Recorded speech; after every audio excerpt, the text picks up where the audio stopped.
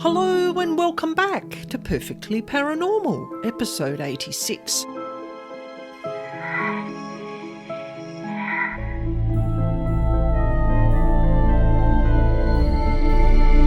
My name's Annaschmidt, and I'm here every week to share with you true paranormal encounters and information about devils, demons and dark energy beings that no one else talks about. Today, we are speaking with Wynne Thornley, an esoteric guide from Alberta, Canada, who shares how she normalises the paranormal world around us by offering alternative learning pathways through her haunted field trips and expanding your psychic abilities in ways that you never thought possible. Wynne shares paranormal encounters that she has experienced since childhood, including the spirit who said, "I'm sorry," and the elusive Hat Man. So let's get into our interview with Wynne. Thank you for joining us today, Wynne. Well, thank you for reaching out. I'm so happy to be here with you today, Anna. I've listened to your podcast many times, and it's nice to connect with other paranormal podcasters. And I really like what you do because you take a different approach to the way that most paranormal people work when it comes to working with spirits and some of the other entities around us. So would you like to share with us what you do, how you got into the paranormal, what your sort of first experiences were? What made you passionate about the paranormal?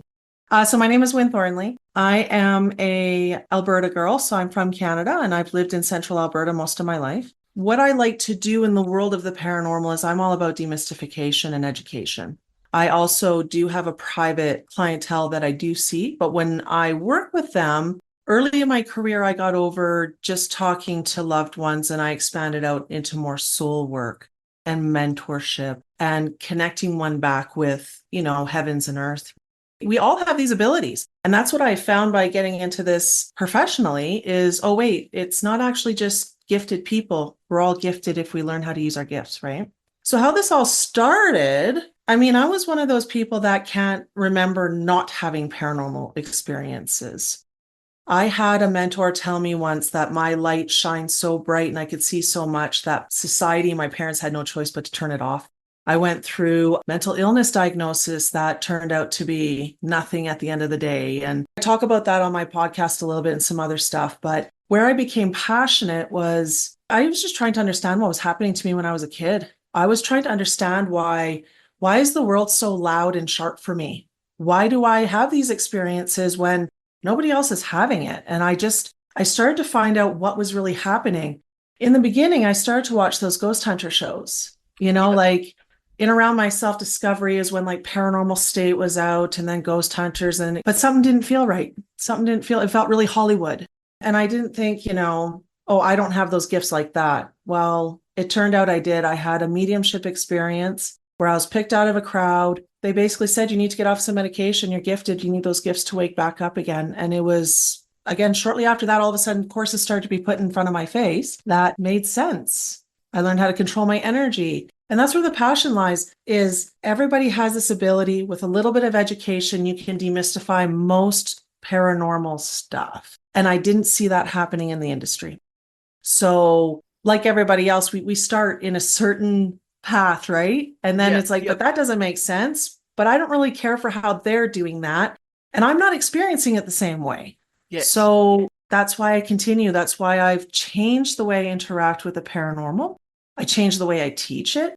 I even changed the way I teach things like Reiki and stuff. This is not weekend warrior stuff. This is lifestyles. And I can understand what you were saying about the mental health issues, because I came from a mental health background with my parents. One parent, both sides of her family had very strong mental health issues. And I never told anyone about my seeing, feeling, hearing, knowing, sensing, because I was worried that I was going to be put on medication and I didn't want that. So I kept it to myself for most of my life until I was an adult, and I couldn't hold it in anymore, and it just sort of all started coming out. And it's interesting how we challenge people, isn't it? When we do the paranormal thing a different way than is seen through society as being acceptable, because it's kind of acceptable, but it's not acceptable. But it's acceptable if you do it the way everybody else does. And I couldn't agree more with that. And I've been somebody who's always rubbed people the wrong way. And even though, especially if I'm just being myself, and I have found a lot of shade in the business as well due to but tell me more about that. Explain to me that a little bit differently. Like I want to know why you're teaching what you're teaching and where Yep. did you learn it? And when those answers can't come, these people get really triggered. it's, it's like, well, I'm just asking questions. So that's something that I definitely let bleed into all of my any educational experience I offer is you better be challenging me too. Because guess what? I don't know everything either.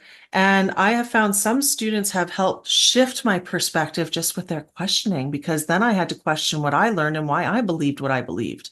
Right. I Yep. used to have this strong feeling about angels. They are these beings. And I had this one student question me. She's like, I just can't get on it. I just can't get on that bandwagon. I feel like it's energetic spheres. And I was like, whoa, like it changed my complete perspective where I played in that energy a little bit. What if they aren't this being that's outside of us that comes to us and it's a sphere within us that radiates out? Ooh, I like that, right? Yeah. So I think it's important. And if anything we've learned in our paranormal experiences is that they're subjective. But when information changes, we have to run with the change, just like science. You know what I mean? Like it's not tangible, but we can make it tangible if we continue to look at it under a microscope and allow it to change, allow our viewpoints to change and try something new. That's it. And it's how tangible you actually want to make it. Because I Yes. find it's very tangible. And when I've worked with a lot of my clients who are now becoming more aware because they're not so frightened, they're not so scared of the paranormal anymore. Mm. And I picked up a house clearing job the other day from a friend who went to a friend's home and went, I don't know what's going on in that room. And she said, I don't know why I'm always angry in that room. It's her son's bedroom and it's always messy. I mean, his little kids are messy sometimes, but the mum goes in there and she's angry. Her whole personality changes in that particular room. And my friend went, I think you need to see Anna. So I've just finished that job and it was interesting because it was an old schoolhouse and the headmaster was still there. And the mum would Mm. hear shh all the time. So that's all been sorted now. So I'll be interesting to see. I only finished that job yesterday. Give the house a week. I talk to the clients, see how they're going, what's changed. And the husband's very skeptical. And the wife didn't tell him she was having the house cleared. It'd be interesting to see if he notices. And getting on to skeptics. How do you handle skeptics? I find them Mm. interesting and I find them a challenge, but I actually enjoy working with them. I also enjoy working with them because, again, challenge me on my beliefs. And I'll tell you where this information comes from. I'll tell you why I'm connected into it and how I see the proof in my life. Yep. And I'm happy to have the conversation because they do make me think in a different way, right? Yes. It's Yes. okay to be challenged. And then it's okay. I mean, at the end of the day, I end up saying, hey, it's okay with whatever you believe in, man. I believe in this stuff, you believe in that stuff, but next time we want to have a conversation, like I'm approachable. Yeah, and I always find that sometimes skeptics, they aren't ready. They aren't ready to understand it, or they've got family beliefs or religious beliefs, don't want it to be part of their reality because it means they have to manage something else in their lives and they've already got their plates are already full up to here and they just can't cope with thinking about anything else. You're taking like people who think very analytically and logically, it's very difficult for them to live in a mystical, magical world where anything is possible because they need the reason why. Yeah. And spirit doesn't always have that reason why. It just has to be, to experience, to witness, right? So Yeah, to that's question it. ourselves. Yeah. Yeah. And I've worked on clients' homes who are totally skeptical and they're like, there's change. It's good change. I'm still not a believer. I'm going to sit on the fence. That is totally okay because if I've helped them and made an improvement in their life, that's what the job's about. It's not about them going, I believe you and paranormal's real. If you've made that change, just go with it. Just go with that That's what I flow. say. That's right, because it's not up to me to decide when people wake up or when people have these moments of shifting of saying maybe there is something out there. I had one client, I had one skeptic that hired me. The house was for sale for 3 years, right? Yep. And the job in Australia, they actually moved to Australia. And Yep. the job, it wasn't waiting for him anymore, right? So they had to get going and hired in a cleanser. He said that he thought I painted his walls. That's how because he's like, it's so much brighter in here. So did you mean by cleaning, like you came in and painted the walls? Is that what you mean? And I'm like, if that's how you need to see it, sure. Energetic painting, but yes, right? Because that's how he could explain it to himself. Oh, well, she must have meant something different. She came in and washed my walls or painted my walls, right? Yeah, I always say to people, you can remove the carpet, you can add new furniture, but you have to have an energetic spring clean of your home every now and again. It has to be energetically done if you choose Yes. to, but it makes a huge difference. Now, I'm interested in what was your first major paranormal experience that made you go, wow, this is real. I like this. This is something I can work with. That didn't happen as far as a positive aspect of it until I was an adult. But the first time I remember being different and having an actual experience that I knew others wouldn't understand was I was very young, maybe 5, 6. I had a waterbed, and that's it's part of the story here. So I woke up from this nightmare and I heard it was like a little boy saying, I'm sorry. I'm sorry for that. I'm sorry I scared you. Right. So it was like, I'm sorry. And then I felt him sit down on the edge of my bed because the whole bed rippled. And I hung on to that for a long time, not telling anybody, because before I had started to tell my mom that I was hearing footsteps down the hallway, and my parents would say, oh, well, that's just the house settling or it's pipes. And it didn't feel like the energy didn't feel right to me. But when that moment happened, when I woke up, heard I'm sorry, felt the bed ripple, I'm like, I can't make that up. But I've already been told to not talk about this. I don't want to hear about that. Right. And then that gaslighting that parents do unknowingly, they don't mean to do it, but it scares them when they start hearing their children say, hey, I heard something coming down the hallway, or I saw somebody standing in my doorway. So I'd say the first time I said yes, I was comfortable. It wasn't scary for me. I was very young, 5, 6 years old. Yep. And after that, I was very choosy about who I shared this information with, even knowing that young, because again, I think I've been like a hypersensitive. I'm empathic. I was always able to read people's feelings behind the like they're putting out a broadcast, but I could always feel there's something not matching what they're saying.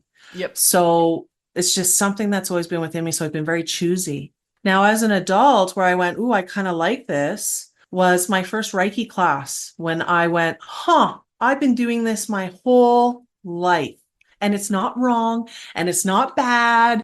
And oh my gosh, I can do something really cool with this now. When I first got my level 1, at first I was very, very selfish. I'm like, oh, this is just for me. Like, this feels so good. This is just for me. But spirit has a way, doesn't it? Right? All of a sudden people, you look so good. What are you doing? Oh, I want some of that too. And it wasn't long before I started to have people wanting sessions. So as an adult, yeah, definitely getting Reiki and having, oh, this is something. This is really something. So you take people on paranormal tours. So would you Yeah, like to tell us about how you work and some of the experiences? So at first, people assume they're coming on a paranormal investigation. So there's a little bit of education around it to begin with. I've lovingly called these tours haunted field trips. Yep. And the places I choose to take people to are public places. Anybody can access them anytime. But it's also about connecting the history to the metaphysics that are happening there, because it's all connected.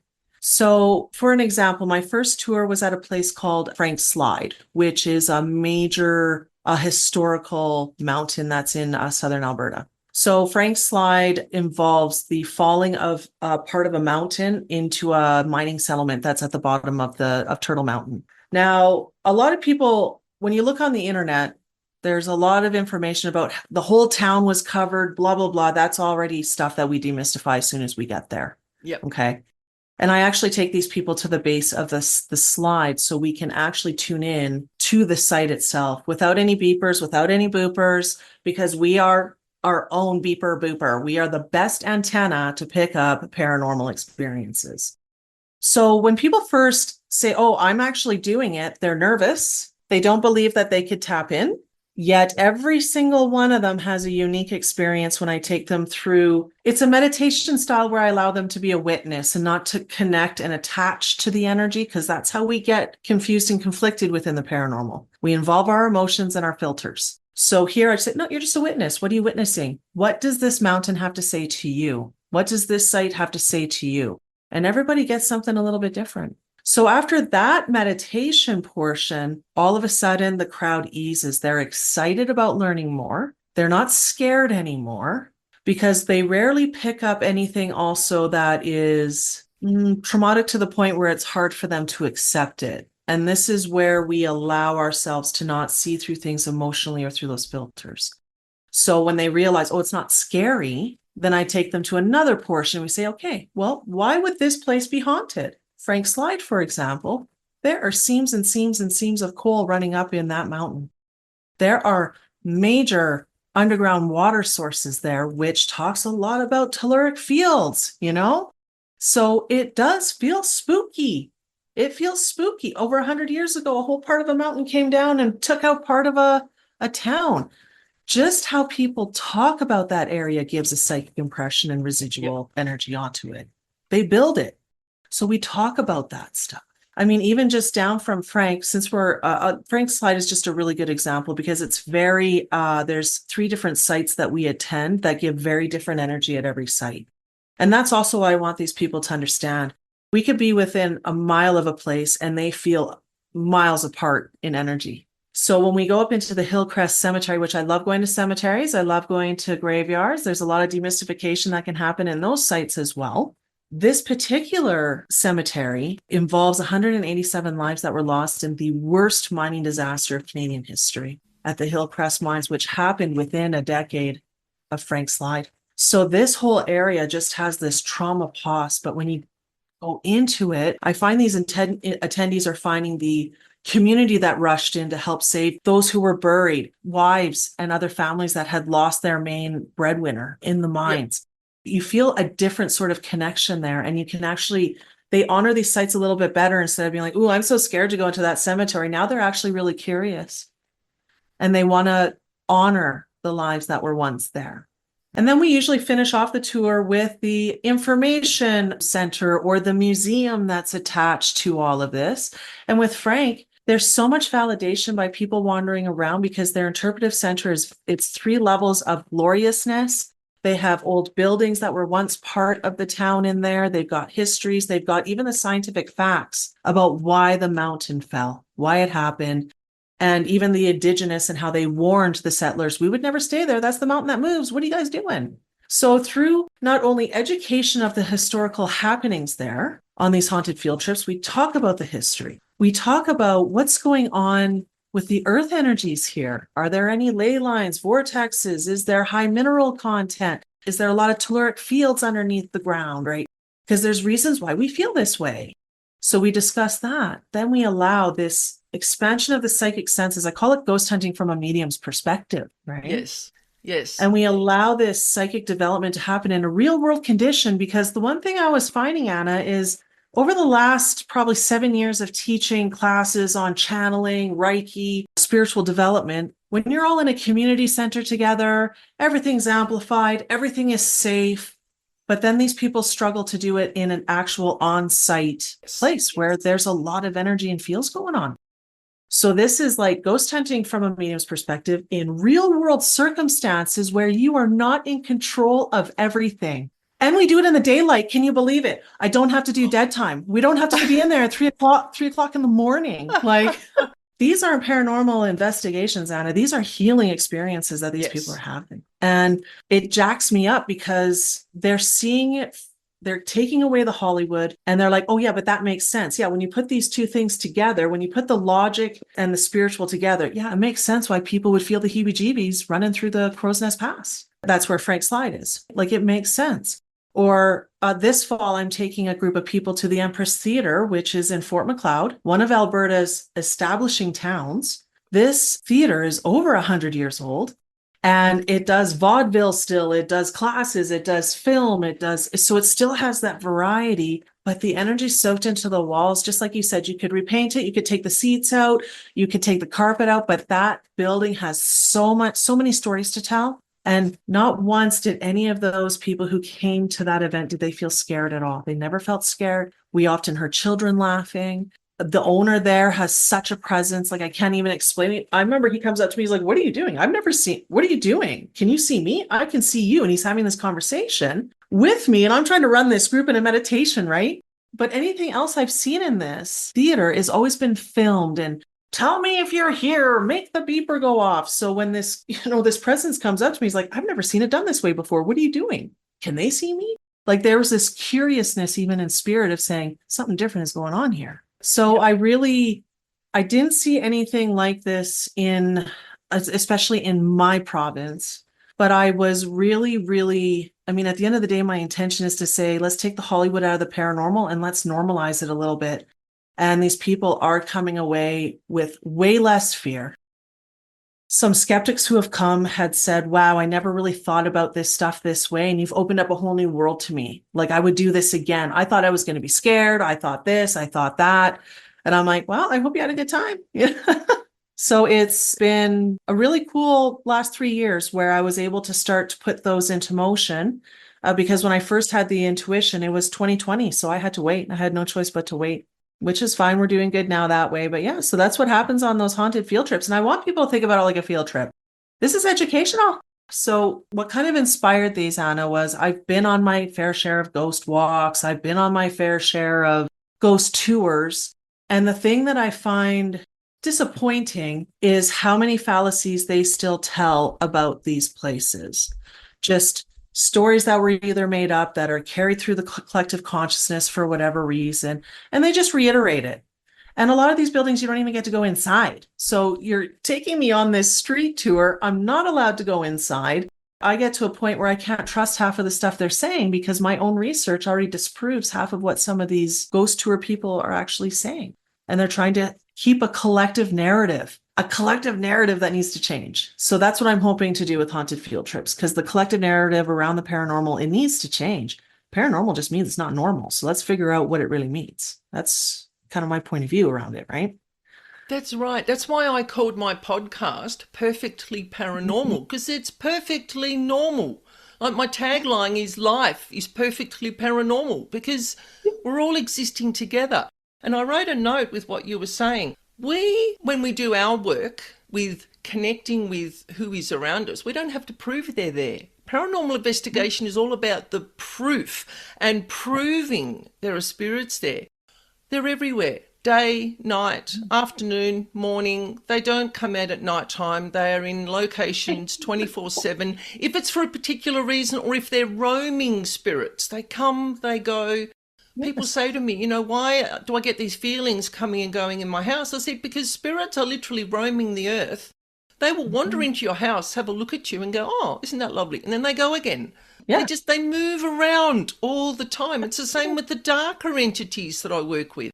They're here for different reasons, but they come and go, and they are here all the time. And our like the angelic realm and our realm and the spirit realm, it's all one. It's not separated. Yes. It is all one location, like multiple dimensions, all happening at the same time. That's how I try and explain it to people. I like that analogy. It's happening all the time. I use it. It's a radio band.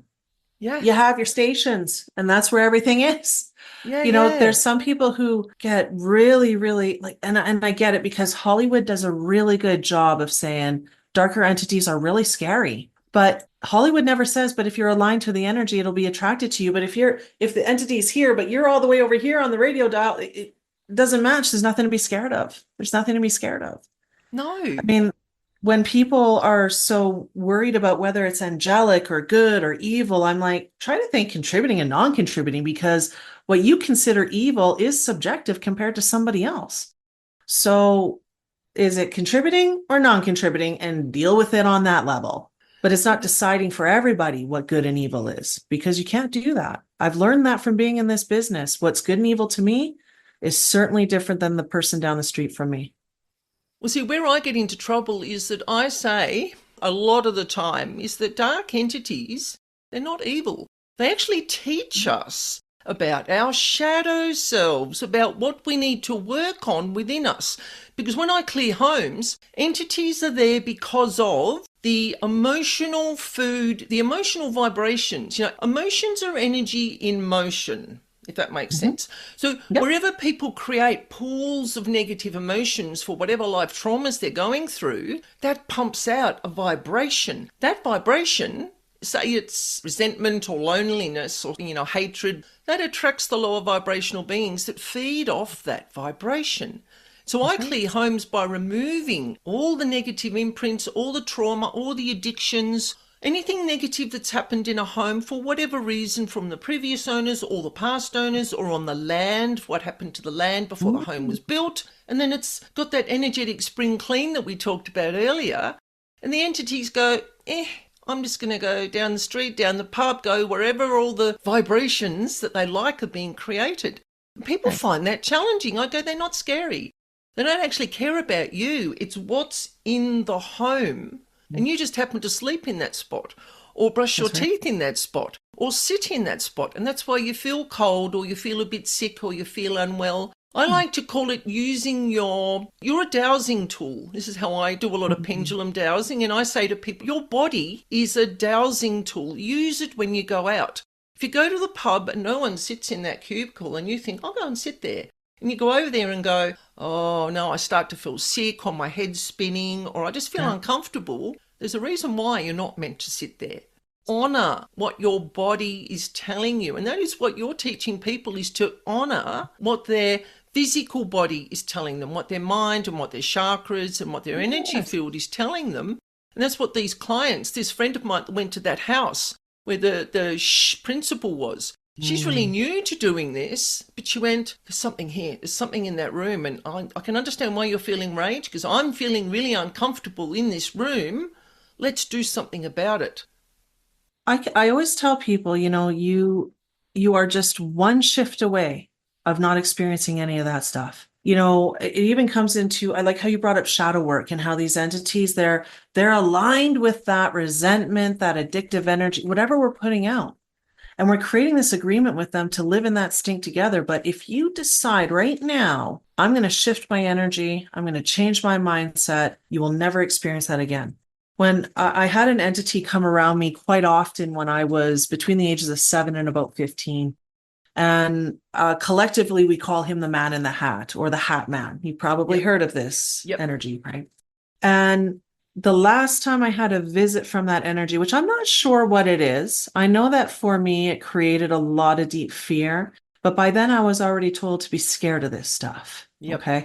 So there's a lot of belief around that I had to undo. The last time I saw that energy was just before I got Reiki, before I really stepped into managing my own energy, right? And understanding attraction, alignment, and even like I'm Teflon. I don't take on other people's stuff. I learned about that. I haven't seen it since. And I haven't seen anything like that since, unless it's removing it from somebody else's body, a home. Again, when I'm there to deal with business, to make a shift in the energy there and allow more accepting, loving, bright energy, then like I say, paint your walls. That's the only time I see that stuff now, but it doesn't just come looking for me because there's nothing to look for. It can't live in my vibration.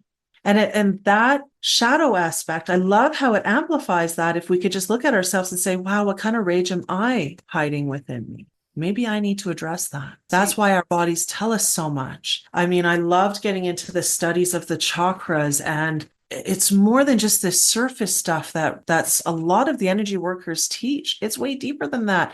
You use that chakra to get you into the organ system, to get you into the nervous system, or whatever system you need to get into that is aligning with discomfort, that is aligning with non-contributing energy or sabotage. And once you can address that, you see it in the body, you see it change. You see it in attitudes. All of a sudden you lose a bunch of weight and you wonder why. And it's like, well, you're no longer carrying around shame. What I'm hoping for a lot in our industry, Anna, is just this more of people who think like us. Yes. Look beyond what Hollywood is teaching. What is my body telling me? What is this home telling me? And how is it telling me that you're aligned to all of this? Because you're right, it's not good or bad. It's just if it's affecting your life, you need to shift out of it. Shift your perspective, shift your energy. And it's just like that. Like you say, I would be very interested to hear about your client who you dealt with yesterday and to see if they've noticed a difference yet, because this stuff is very quick when we do make the shift and commit to it. I mean, there's been houses that I've had to revisit because the folks were so committed to it being haunted that it just kept showing up haunted. And I just said, I can't help you until you can decide to live with ease, grace, and flow, without problems, without fear. Until you choose that, there's nothing I can do. Paranormal drama is a thing. It's just like Yes. paranormal addiction, a term that I've kind of coined with my work, is people want the paranormal to frighten them. They want that adrenaline rush. And that's okay for entertainment. That might be a movie. But when you're living it day in, day out, I find I get a lot of clients who go from healer to tell their story because they may have a mental health condition, or they're lonely, or they're feeling lost, or they like to tell the story, but they don't actually want change. Paranormal drama has created a real problem in our society with people getting addicted to having these entities around them. You see on Instagram and YouTube when people go, oh, my house is haunted, and they've got 500,000 views. Someone like me will leave a comment going, I would really like to help you. I'm not going to charge you to do this. I want to help you improve the energy of your home so that your kids aren't frightened, so that you're more comfortable. You never hear from them. Because then it would solve the situation. It would solve it. And that you're right. It's this junkie attitude, right? And they're getting a perceived payoff, which is usually negative, but it's a perceived payoff. I get to have this story. I'm so victimized by spirit. I mean, some of the stories that swirl into my world are, when I clear houses, and this is coming from a healer's side of things, right? I just clear houses and I'm so exhausted after, and things follow me home, and I'm like, oh, so you have no training. Okay. Oh, no, but I'm a natural medium. But if things are following you home, and if you're all drained out, like, you should be on top of the world after a house curing. You should feel great after sending spirit back to where it needs to go and where it's most happy. You shouldn't be drained, bringing things home. Then you're not trained. And don't get mad at me because you chose not to take the training. Like, why are you suffering? But again, that's also that spiritual junkyism of, oh, I'm a wounded healer.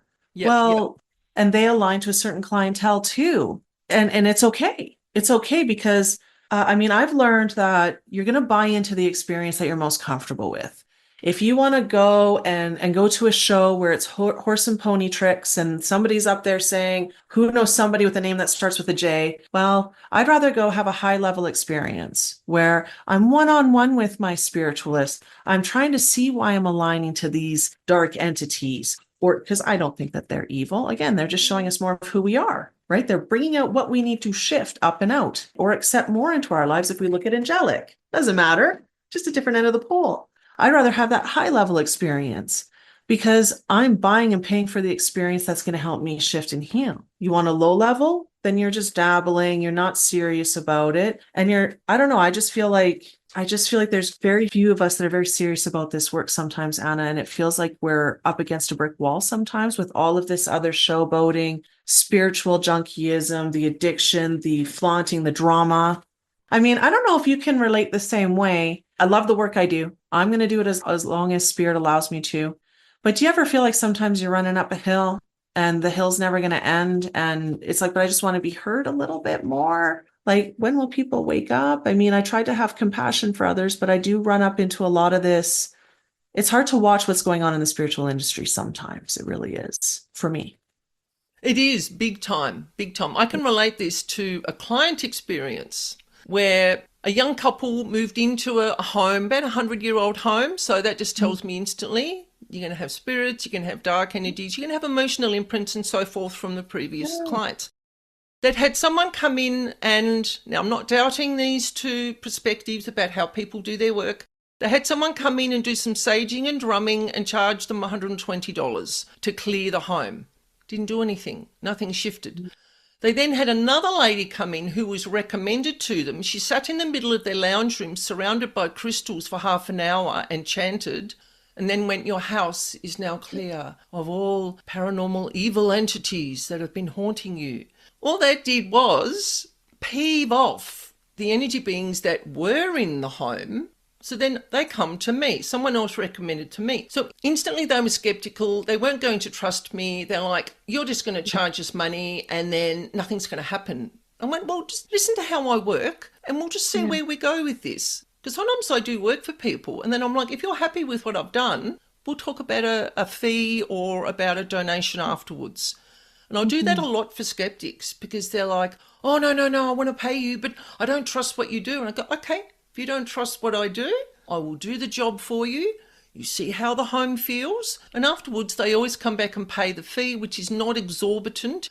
He was so happy with the work that I did afterwards that he left me a testimonial. He was over the moon that he'd found someone authentic and genuine. And he's like, why do you only charge this much when she charged me that, but you've done way more for me? I said, because I don't do it for the money. The money, or sometimes I do it for locals, we'll do swaps. We'll swap honey or eggs, or it's about an exchange energetically so that you're valuing what you do. But like you said, it's hard to be seen as someone who is real, who is genuine, who is authentic. But I just keep pumping out my information that upstairs, or management as I call them, is saying, right, you need to educate people about this. Talking about dark entities as teachers. That was one of my episodes. And people have come back to me and gone, oh, no, you took that down the wrong track. And I'm going, no, actually, it is real life, everyday information. Please do with it what you will, but you plant the seed in people's minds, even if they're skeptical. That was the hardest. I love how you mentioned that. The management upstairs keeps telling me what to put out and I just do it. And in the beginning, especially when I pivoted more into, well, let's talk about what makes you feel uncomfortable. Right? Yeah. I've lived it my whole life. Let's talk about it. I had a hard time being like, well, you're telling me to put this out, but I'm scared, right? Because not only the area I live in, the group of healers I learned and teached with, I've been told that I scare people almost my whole life. But I'm like, but are you sure? You want me to talk about that? But like, yeah, because you know that. You know that. So go talk about that. So it's taken me a little bit, but that's how the dark side of light work came to be. Yes. It's like I started to challenge the cases that were out there. I started to challenge the healers that we've put on pedestals for no good reason, right? And to break it down, people got a little upset by some of those episodes. Well, I thought you loved the Warrens. Yeah, but the more I found out about them, the less I put them on pedestals. They were just real people too. So how about that, right? And they followed a certain line that I felt is detrimental in paranormal research now that everybody learns from. And I mean, that's okay. That's my opinion. I don't care if you feel that way, but nobody ever talks about them that way. But this is my experience. I know how to do all this stuff too. I don't need the showmanship. I don't need newspapers showing up. I don't need movies, right? And the Warrens have been like that the whole time, which is fine. That's their process of putting the education out there. And it took a little while for me to accept this is my process. And that's just using Warrens as an example. Yep. I mean, when we start to look at even haunted buildings, I'm like, if they were really haunted and they really wanted them to not be haunted, why are they not doing anything about it? Well, hotels make a lot of money when they're haunted, right? Which really, right. If they were really haunted, they wouldn't make a lot of money. And that's what I think people don't understand. If they were truly, truly haunted, everything else becomes affected by that. Right? Like, I love how some people are like, I want to live with the ghost in my house. I'm like, but that directly affects your energy. You don't want to live with the dead. It's not natural. So let's find them a place where they can go without attachment. Exactly. Yes. Exactly. I had a client once who was an elderly man. He'd moved into a new home. The lady who had lived in the home previously had passed away in the home, and the family hadn't got round to fully clearing the house out, and they put all of her possessions in the back room and locked it. So he moved into the house. She was still there. She was upset because no one had dealt with her precious items. Her Singer sewing machine was her most favourite item. He was lonely and he knew something was in the house. And he went, look, you can stay. You can stay. And that was the worst thing that he did, because she was in the kitchen with him, in the shower with him, in the bedroom with him, when he was getting dressed, when he went to the pub. She stuck to him like glue because she was a little bit lonely. He was a little bit lonely. He was tired and exhausted and he couldn't cope anymore. Yeah. We ended up sorting it out, and she was happy once all her possessions were divided amongst the family and the sewing machine went to the daughter that wanted it. She was very upset that she'd been disrespected and everything had just been shoved aside to get the money for selling the house. But that man lived the experience of living with a spirit in his house. He was tired, he was drained, he wasn't sleeping properly, he felt uncomfortable, he knew something was there. He didn't quite know who it was. It wasn't scary, but it was annoying. So people who say, oh, spirits, oh, you can please stay in my house. How do you know they're spirits too? That's the other question. Yes, because if you don't have the education or the experience to check out the whole broadcast, is the way I look at it. You got to look at everything coming through. There could be a Mm, hidden agenda. It could be wrapped in light. You don't know. And as soon as you give that permission, oh my goodness, you have set up a contract that is never ending. And that's the biggest problem. We don't want to live with that energy because, like you said, look how your client slowly declines. Yeah, it's not a yes. vibrational match for our energy. No. So it'd be like living by windmills as far as I'm concerned. That's how it'd be for me if there's a lot of spirit around, but I'm hypersensitive. So I always explain that to people. You don't want to sleep right beside your electric panel downstairs. That's why it's downstairs, right? So that's like a spirit. It's the same disruption. And just that permission, you don't know what else is even bound to them. You don't know if they've even got something bound to them. So you could be saying yes on so many levels. Oh my good. Like, no, I say never give permission. You always say, get out. I'm of the living. Bye-bye. Back to whence you came. I'm Yep. very much an advocate of don't live with energy that's in disharmony because you will eventually suffer from it physically, emotionally, mentally, financially, all of that. Whether it's all of it or some of it, get into harmony, man. It's way, way more fun when you're in harmony. Because again, That's it's it. like, do you like to tell the story that I have a friendly ghost in my house? Is that also part of the payoff? It's been so wonderful speaking with you. Would you like to share with everyone about your social media, about how they can contact you, about your haunted field trips?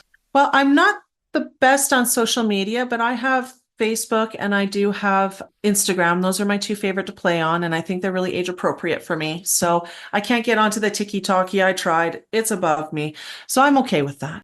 So you can find me at either the Dark Side of Lightwork with Wynne Thornley or Wynne Thornley Esoteric Guide. I like to say I more guide people towards themselves opposed to teach them. I'm not a Reiki master. I'm mastering Reiki. I'm just all about that's where you'll find that type of stuff. The lighter stuff on the Esoteric Guide and the darker, more inky stuff on the Dark Side of Lightwork. If you want to find me in one area where everything is there, my blog, event details, all that stuff, I just set up a new website. It's www.wynnethornley.com. Super easy. You'll be able to find some course journals that I have there that help you manage your energy and create a routine out of it. Because I don't care if you're a ghost hunter, a medium, or what, learn how to manage your energy. You will change your life. You will change. It then becomes a choice. It's not something you have to deal with. It's a choice. I love mentorship. I work really well in teaching and mentorship. So I have mentorship opening up this fall and some Reiki classes, which are all done online. I live in a super small rural community. So everything I do is online because I reach out way past it. I work with people all over the world. That's how you can find me. If you want to learn more, I'm all about consultations. We might not drive together. We might be like two peas in a pod.